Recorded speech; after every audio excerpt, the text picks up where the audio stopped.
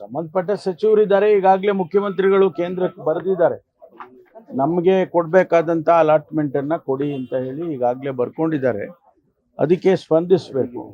ಈಗೇನೋ seize fire ಆಗ್ತಾ ಇದೆ ಅಂತ ಹೇಳಿ ಎಲ್ಲ ಸುದ್ದಿಗಳು ಬರ್ತಾ ಇದೆ.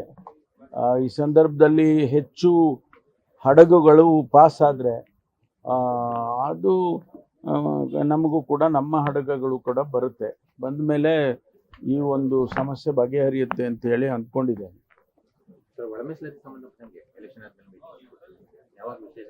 ಅದೇ ಈಗ ಮುಖ್ಯಮಂತ್ರಿಗಳು ಸಭೆ ಕರಿಬೇಕು.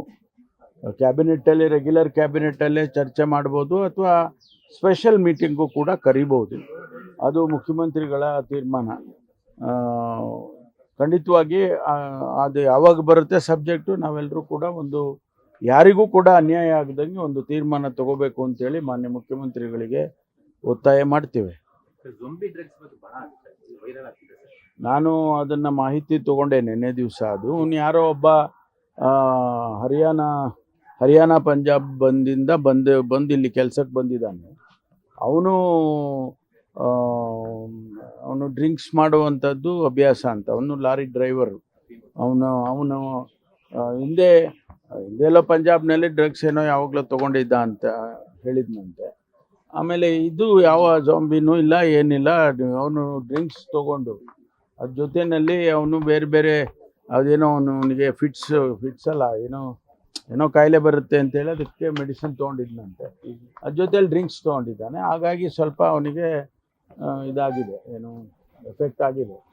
ಅದು ಬಿಟ್ಟರೆ ಯಾವ ಆ ಥರದ್ದು ಕೇಸಸ್ಸು ಎಲ್ಲೂ ಕೂಡ ಬಂದಿಲ್ಲ ಅಂತೇಳಿ ಬೆಳಿಗ್ಗೆ ಕಮಿಷನರ್ ಕೂಡ ನಮಗೆ ಮಾಹಿತಿ ಕೊಟ್ಟಿದ್ದಾರೆ. ಅದರಿಂದ ಅದೆಲ್ಲ ಯಾರು ಅದನ್ನು ಪೋಸ್ಟ್ ಮಾಡಿದ್ರು ಅವನ್ನು ಕೂಡ ಹಿಡ್ಕೊಂಡು ಅವನ್ನ ಕೇಳುವಾಗ ಬೇಕಂತ ಈ ರೀತಿ ಪೋಸ್ಟಿಂಗ್ ಮಾಡಿದ್ದಾನೆ ಅಂತ ಅವನು ಒಪ್ಕೊಂಡಿದ್ದಾನೆ. ಅದು ಸತ್ಯಕ್ಕೆ ದೂರವಾಗಿರುವಂಥದ್ದು. ಜೊಂಬಿ ಡ್ರಗ್ಸ್ ಅನ್ನೋದು ಇಲ್ಲ. ಜನರಲ್ ಎಲೆಕ್ಷನ್ಗೂ ಇಲ್ಲಿಗೂ ವ್ಯತ್ಯಾಸ ಇರುತ್ತೆ. ಬೇರೆ ಬೇರೆ ಫ್ಯಾಕ್ಟರ್ಸ್ಗಳು ಕೆಲಸ ಮಾಡ್ತವೆ. ಬಾಗಲಕೋಟೆ ಮತ್ತು ದಾವಣಗೆರೆ ಎರಡೂ ಕ್ಷೇತ್ರದಲ್ಲಿ ಕಾಂಗ್ರೆಸ್ ಪಕ್ಷ ಗೆದ್ದಿಯುತ್ತೆ. ಅದರಲ್ಲಿ ಯಾವುದೇ ಕೂಡ ಅಪನಂಬಿಕೆ ಬೇಡ. ಖಂಡಿತವಾಗಿ ನಾವು ಎರಡೂ ಕ್ಷೇತ್ರದಲ್ಲಿ ಗೆದ್ದಿದ್ದೇವೆ. ಅದೇ ಮಾಹಿತಿ ನಾನು ಇಲ್ಲಿ ಪ್ರಿಲಿಮಿನರಿ ಮಾಹಿತಿ ತೊಗೊಂಡಿದ್ದೇನೆ. ಅವ್ರು ಇನ್ನೂ ಕೂಡ ಟ್ರೇಸ್ ಮಾಡೋದಕ್ಕಾಗಿಲ್ಲ. ಒಂದು ಕಡೆ ಒಂದು ಆರ್ಗ್ಯುಮೆಂಟು ಕಿಡ್ನ್ಯಾಪ್ ಮಾಡಿದ್ದಾರೆ ಅಂತ ಹೇಳಿ, ಇನ್ನೇ ಆರ್ಗ್ಯುಮೆಂಟು ಬೇರೆ ಯಾರ್ದೋ ಜೊತೆಯಲ್ಲಿ ಹೋಗಿದ್ದಾರೆ. ಈ ಥರ ಎಲ್ಲ ಬರ್ತಾ ಇದೆ. ಬಟ್ ಅಂತಿಮವಾಗಿ ಅವರು ಸಿಕ್ಕಿದ ಮೇಲೆ ಗೊತ್ತಾಗುತ್ತೆ. ಹುಡುಕ್ತಾ ಇದ್ದಾರೆ.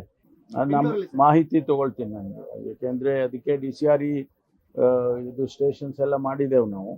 ಅದೇ ಒಂದು ಸಪ್ರೇಟ್ ಡಿಪಾರ್ಟ್ಮೆಂಟನ್ನೇ ಮಾಡಿರೋದ್ರಿಂದ ಮಾಹಿತಿ ತಗೊಳ್ತೀನಿ ನಾನು.